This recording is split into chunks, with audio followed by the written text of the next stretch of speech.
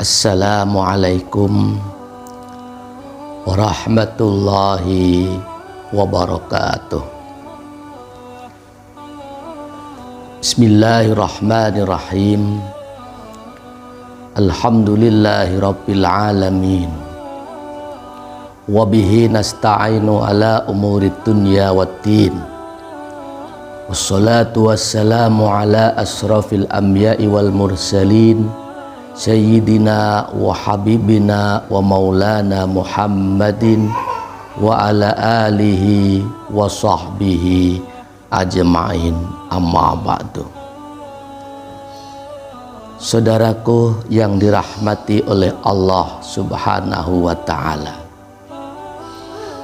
suatu ketika junjungan kita Rasulullah Sallallahu Alaihi Wasallam berdua dengan Sayyidina Ali karamallahu wajha. Ketika itu pula beliau banyak sekali memberikan wasiat-wasiat kemuliaan, pesan-pesan istimewa atau wejangan-wejangan luhur baginda Rasulullah Sallallahu Alaihi Wasallam kepada Sayyidina Ali karamallahu wajha.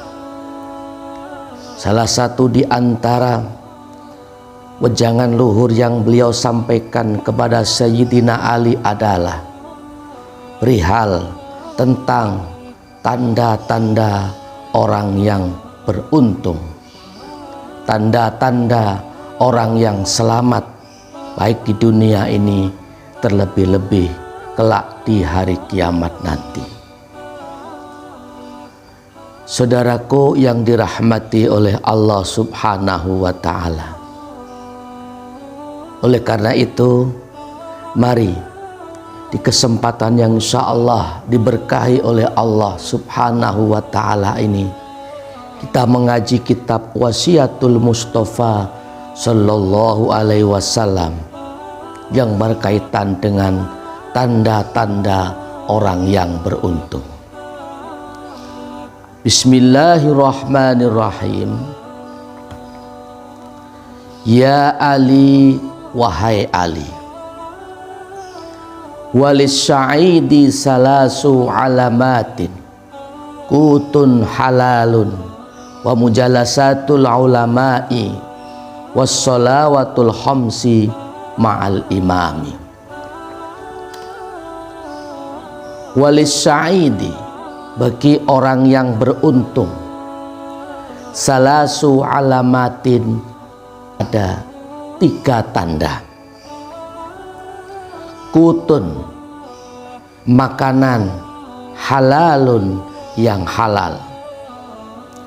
Wa mujalasatul ulama'i, dan duduk-duduk bersama para alim ulama. Wassalawatul khamsi, dan sholat 5 waktu ma'al imami, bersamaan dengan imam. Ketika junjungan kita Rasulullah Sallallahu Alaihi Wasallam memberikan wasiat kepada Sayyidina Ali karamallahu wajha, salah satu di antaranya adalah tentang ciri-ciri orang yang beruntung. Apa saja ciri atau tanda-tanda orang yang beruntung tersebut? Di sini disebutkan ada 3 tanda, 3 ciri bagi orang-orang yang beruntung. Apa saja? Yang pertama, kutun halalun. Ia memiliki ekonomi, makanan yang halal, yang diridhoi oleh Allah Subhanahu wa ta'ala. Sebagaimana yang telah sama-sama kita ketahui dan maklumi, bahwa kita sebagai umat manusia itu berbeda dengan para malaikat. Ya, kalau para malaikat itu tidak membutuhkan makan, tidak pula membutuhkan minum, ya. Malaikat tidak memiliki ayah, tidak memiliki ibu, ya. tidak membutuhkan tempat tinggal, tidak membutuhkan biaya hidup dan lain-lain sebagainya. Tetapi kalau manusia itu diciptakan oleh Allah Subhanahu wa ta'ala, posisinya ia bisa lapar, ia bisa haus, sehingga disitulah membutuhkan makanan yang halal, yang diridhoi oleh Allah Subhanahu wa ta'ala. Dalam artian halal di sini adalah halal dari segi bentuk, wujud aslinya, dan halal pula dari cara mendapatkannya. Kenapa Islam sangat menekankan dan sangat-sangat menganjurkan perihal konsumsi makanan, minuman, baik itu makanan berat ataupun makanan ringan. Minuman apa saja, apapun itu yang kita masukkan ke dalam perut kita melalui mulut kita, itu jika orang tersebut orang yang beruntung, sa'idun, tandanya ialah makanan yang dikonsumsi tiap hari adalah betul-betul makanan yang dihalalkan oleh Allah Subhanahu wa ta'ala. Dengan demikian, yang dikonsumsi barang halal menjadi darah yang bagus, masuk ke dalam daging, masuk ke dalam otak darahnya, masuk ke dalam hati kita semuanya, mengaliri organ tubuh yang ada dalam diri kita masing-masing. Itu darahnya, keringatnya, atau apapun itu kesemuanya tentunya berasal dari barang yang halal. Insya Allah, kalau yang kita konsumsi ini barang yang halal, maka hati kita akan jernih, hati kita akan terang, hati kita akan lunak dan tidak keras, sehingga mudah untuk diajak beribadah dan mendekatkan diri ke hadirat Allah Subhanahu wa ta'ala. Tetapi sebaliknya, jika apa-apa yang kita konsumsi, kita makan, kita minum, itu terbuat dari barang yang haram, na'udzubillah summa na'udzubillah min dzalik. Kita konsumsi makanan haram, kita minum makanan haram, diproses dalam perut kita menjadi darah, menjadi daging.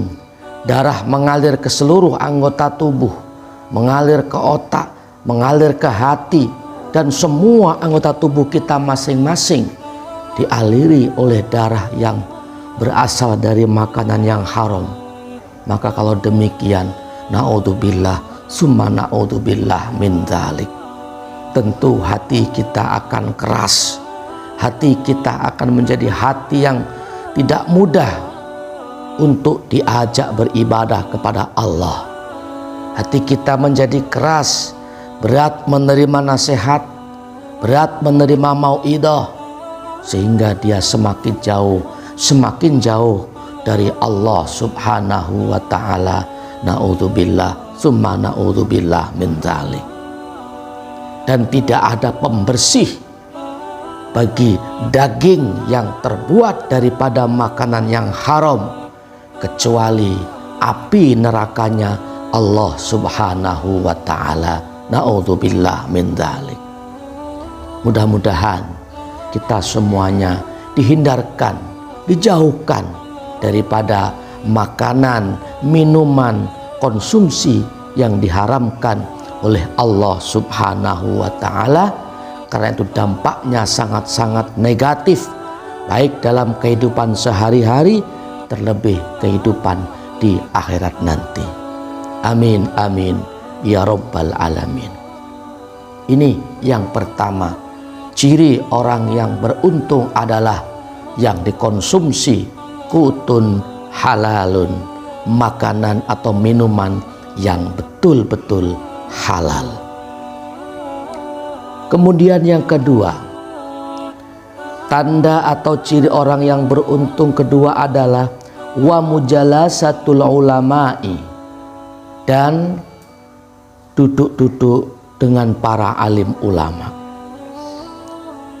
Orang yang beruntung, dia akan selalu gemar, hobi untuk bersilaturahmi, untuk duduk bersama-sama para alim ulama, para kiai, para habaib. Baik itu dalam hal majelis taklim, berzikir, atau dalam hal apapun itu, beliau dalam hatinya diberikan hati yang begitu senang, cinta kepada para alim ulama, sehingga ia begitu mudah ketika ada pengumuman, ada majelis zikir, ada majelis taklim, ada pengajian, dia pun dengan mudahnya melangkahkan kaki, mengayunkan tangan, belajar untuk mendekatkan diri kepada Allah melalui para alim ulama, hingga dia begitu hobi, bahkan mengidolakan untuk sosok para alim ulama ini, dengan senang duduk-duduk dalam rangka mendekatkan diri kepada Allah Subhanahu wa Ta'ala. Sebab dalam keterangan tempo hari, junjungan kita Rasulullah Sallallahu Alaihi Wasallam bersabda, barang siapa yang 40 hari dia tidak pernah duduk dengan para alim ulama, maka hatinya menjadi keras, hatinya menjadi dangkal dan berat untuk diajak beribadah kepada Allah Subhanahu wa Ta'ala. Begitupun sebaliknya, jika orang cinta duduk-duduk dengan para alim ulama, insya Allah hatinya pun akan menjadi lembut, hatinya akan menjadi lunak, hatinya pun akan menjadi terang. Sehingga jika hati kita ini lembut, hati kita itu terang, mudah menerima nasihat-nasihat, ajakan-ajakan kebaikan yang disampaikan oleh para alim ulama tersebut.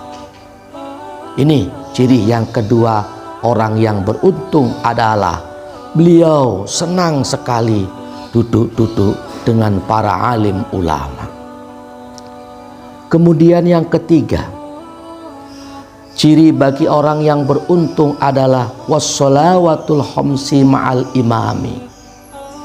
Setiap hari hobinya melaksanakan ibadah sholat 5 waktu dengan berjamaah. Saudaraku yang dirahmati oleh Allah Subhanahu wa Ta'ala, sudah menjadi maklum bagi kita sebagai seorang muslim untuk melaksanakan kewajiban perintah dari Allah Subhanahu wa Ta'ala berupa ibadah sholat 5 waktu. Namun demikian, bagi orang yang beruntung ini, dalam melaksanakan sholat 5 waktu ini, beliau istiqamah, konsisten dalam melaksanakannya dengan sholat berjamaah bersamaan dengan imam. Baik itu di musola, terlebih-lebih yang paling utama ada di masjid. Kenapa demikian? Sebab dia tahu bahwa salah satu cara untuk mendekatkan diri, salah satu cara untuk berdoa, bermunajat, berbisik kepada Allah adalah dengan melakukan ibadah sholat. Dan ia pun juga tahu bahwa sholat berjamaah itu jauh lebih istimewa, lebih mulia daripada sholat sendirian. Sehingga orang-orang yang beruntung ini, dia sangat gemar untuk melaksanakan sholat 5 waktu dengan berjamaah. Bahkan dia menyesal, lebih menyesal daripada kehilangan harta sekalipun, seandainya ia ketinggalan berjamaah sholat 5 waktu, baik itu di masjid ataupun di musola. Mudah-mudahan kita semuanya mendapatkan ma'unah, taufik, pertolongan dari Allah Subhanahu wa Ta'ala, sehingga kita termasuk golongan orang-orang yang beruntung, yang memiliki 3 tanda yang tadi kita bahas. Apa itu? Yang pertama, kutun halalun, memiliki makanan yang halal. Yang kedua, memujalasatul ulama, duduk-duduk dengan para alim ulama. Dan yang ketiga, sholat berjamaah. Saudaraku yang dirahmati oleh Allah Subhanahu wa ta'ala, sedikit yang Al-Fakir sampaikan, mudah-mudahan dapat dimengerti dan difahami, sehingga kita menjadi orang-orang yang selamat fitini wa dunya hatal akhirah. Amin amin ya rabbal alamin.